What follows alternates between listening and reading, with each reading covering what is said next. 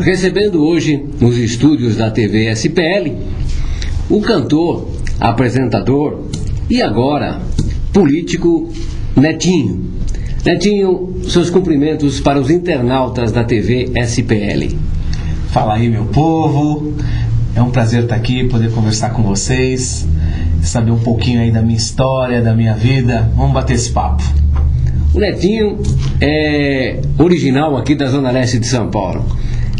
Fala um pouco da sua infância, do surgimento da sua carreira de cantor, de artista na nossa região. Tá. Bom, na verdade, assim, eu cresci na Zona Sul de São Paulo e com 1 ano de idade eu mudei para Coab. E na Coab a gente começou a montar um grupo de samba, quando adolescentes e tal, e fizemos sucesso, que foi o Negritude Júnior, né? E a música de maior sucesso do Negritude era Coab. Então todo mundo pensava que era a Coab aqui de José Bonifácio ou Coab de Itaquera, porque elas são as maiores Coabs que existem. Mas era a Coab de Carapicuíba. Mas acabou virando o hino das Coabs, né?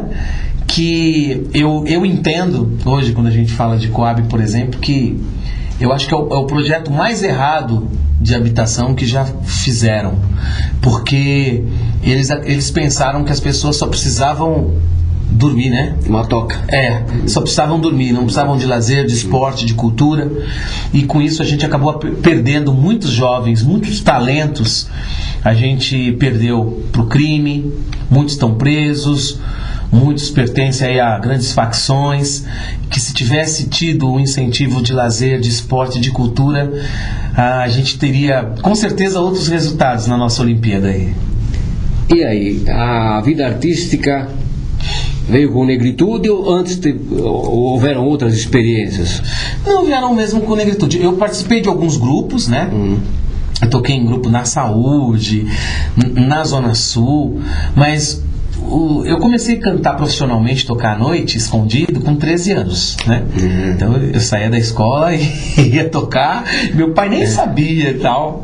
E aí comecei a me destacar como percussionista, na verdade não era nem como cantor.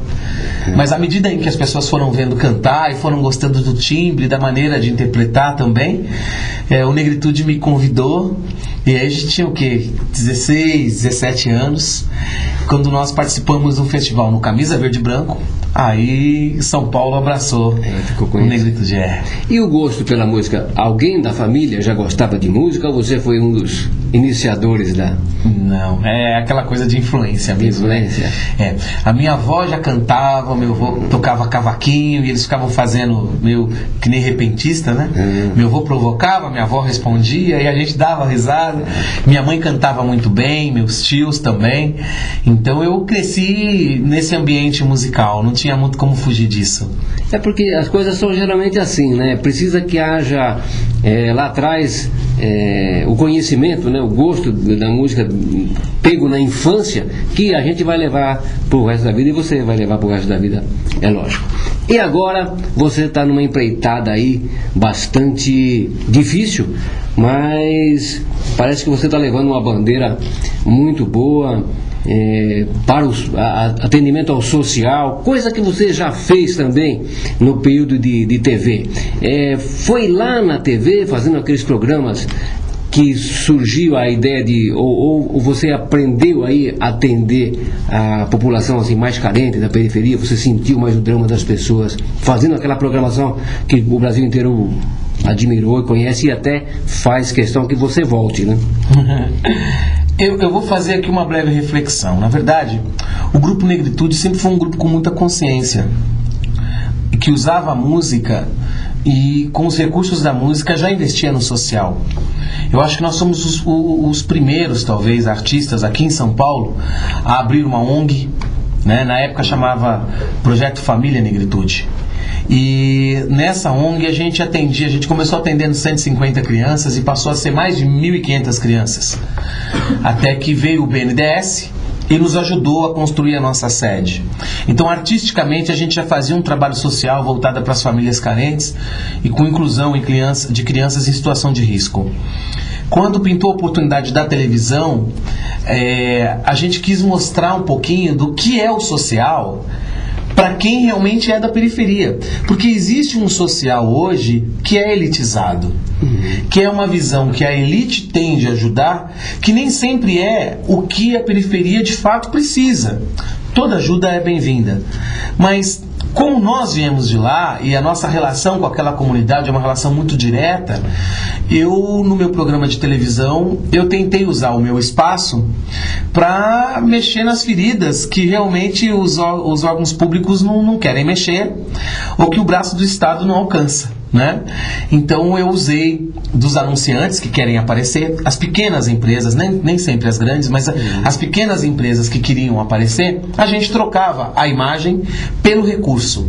E esse recurso a gente passava integralmente para aquelas famílias, de modo a minimizar o sofrimento. Se fosse a questão de moradia, se fosse um plano de saúde, se fosse um advogado, se fosse as necessidades básicas, né, que a comunidade tinha. E isso começou a dar uma audiência muito grande. E as pessoas achavam que isso não dava. A gente mexia com a questão da autoestima, com a aparência. E o Domingo da Gente, eu acho que é um marco na televisão brasileira. E é por isso que as pessoas querem que volte. Passando as eleições, que eu tenho uma fé assim que eu vou ganhar, aí eu vou voltar para a televisão também. Vamos continuar ajudando na política e na televisão. E aquela programação tinha uma receita até simples, né? De transformar a menina numa princesa. Como é que era a transformação? Como é que era aquela estrutura que vocês usavam ali? Que prendia a pessoa várias horas diante do... Era uma novela da vida real, né? Era uma novela, né? A gente tinha uma equipe de produção de cerca de 20 pessoas. 10 dessas pessoas da nossa equipe tinham uma meta de ler cerca de 50 cartas por dia. E dentro dessas histórias a gente via aquelas que eram mais verdadeiras, as que eram as mais necessitadas. E a gente tinha uma equipe que checava aquilo para ver se era verdade, sondava as famílias para ver se o que estava na carta tinha realmente sentido. E esse era o grande segredo da produção do programa. Era passar a verdade. Muitas vezes acontecia da gente ir na casa da pessoa e quando a gente chegava lá, o problema dela já tinha se resolvido. Mas aí a gente detectava naquela conversa que às vezes não era nem a princesa o problema, era o irmão. E aí a história mudava para a vida do irmão. Sim. Então você descobria o envolvimento com a droga, porque ele conheceu uma menina que usava, a família da menina era desestruturada, e a história ia. E a gente ia se prendendo naquilo, porque é o que acontece de fato nas famílias, né? Mas o programa Domingo da Gente me deu uma base muito grande para o que eu quero fazer na política, que é o quê? É ouvir a necessidade das pessoas. Não é achar que a gente sabe tudo, é simplesmente parar para ouvir, dar oportunidade. O programa era isso, as pessoas escreviam e era em cima do que elas falavam o programa, não era eu que inventava nada. O mérito não era meu, não. E agora, como vereador, você vai focar o teu trabalho também nisso que você fazia no programa, ou tem um leque de outras opções aí que você detectou ou vivenciou na sua vida de jovem da periferia? Eu diria o seguinte: eu quero focar um pouco nessa minha gestão na política no jovem, no adolescente. A mulher adolescente, ela está engravidando muito cedo, né? E eu acho que a gente tem que fazer um trabalho muito sério de planejamento familiar. E essas crianças, que hoje são crianças, que estão na periferia, que são filhos de pais jovens, elas precisam ter uma atenção especial.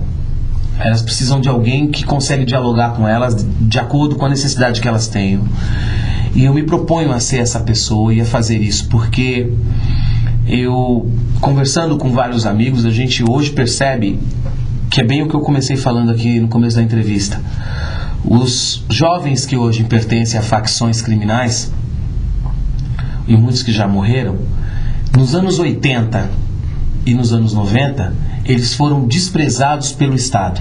Eles não tiveram um incentivo ao lazer, ao esporte, à cultura, eles não foram apresentados a isso. E nós temos esse resultado triste que é hoje.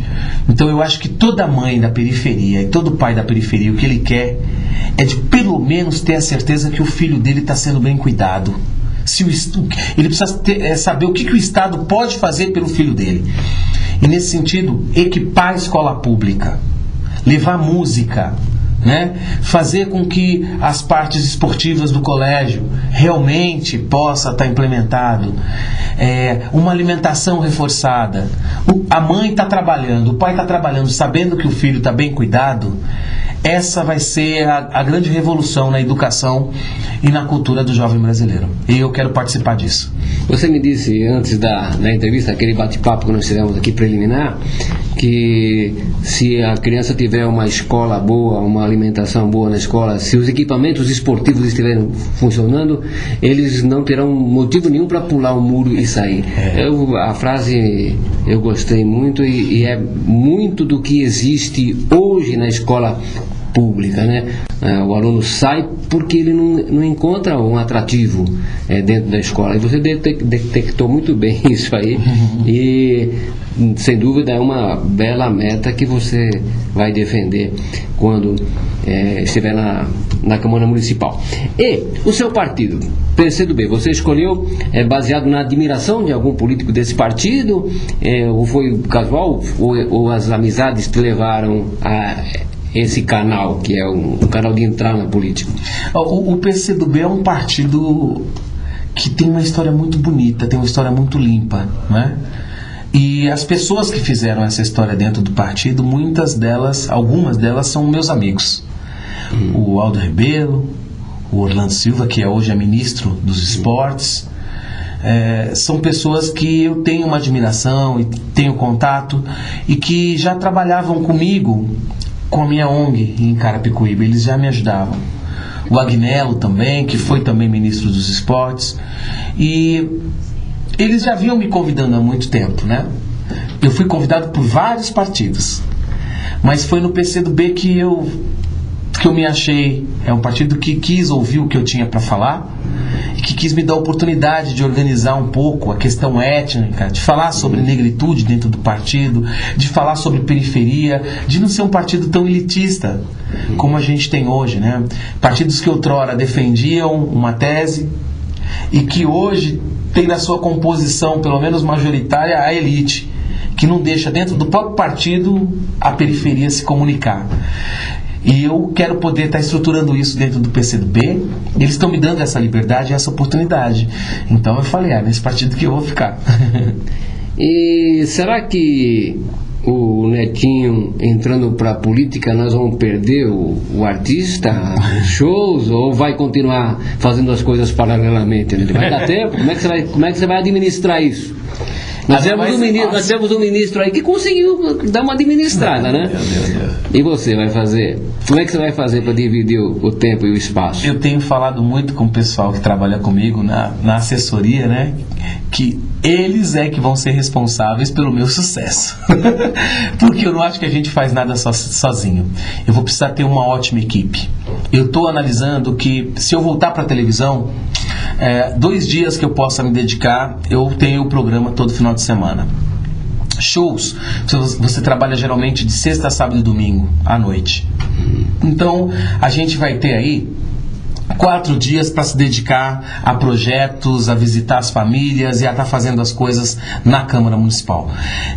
Se tiver uma boa equipe, eu vou conseguir fazer tudo que eu gosto. Vai ser possível, pelo menos é o que eu pretendo. Então já tem tudo engatilhado, já tem futuro disco planejado?